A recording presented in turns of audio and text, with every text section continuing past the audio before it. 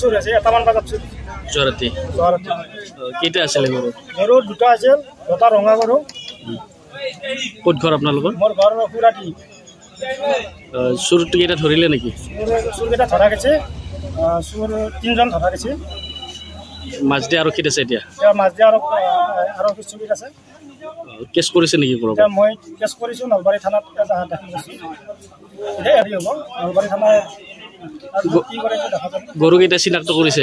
গৰুকেইটা মই আহিনে মাছ দিয়া থানাত মই গম পাইছোঁ গৰুকেইটা মোৰ হয়, আৰু ল'ৰা দুটা আমাৰ তাৰে হয়, আৰু বাকী এটা মই চিনি পাওঁ। 2জন ল'ৰা আপোনালোকৰ তাৰে? আমাৰ তাৰে। কি নাম? এটাৰ নাম আৰিফ আলী, আৰু এটাৰ নাম এনে বগা বুলি জানে তাক। এতিয়া কি বিচাৰিব আপোনালোকে? কি বিচাৰিব?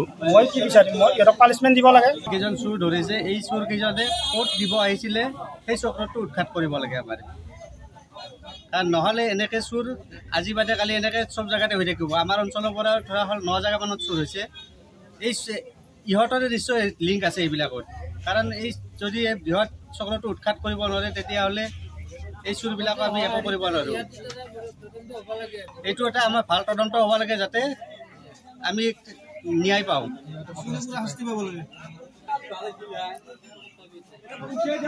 আৰু যিকেইজন চুৰ ধৰা পৰিছে সেইকেইজন কঠোৰতম শাস্তি পাব লাগে।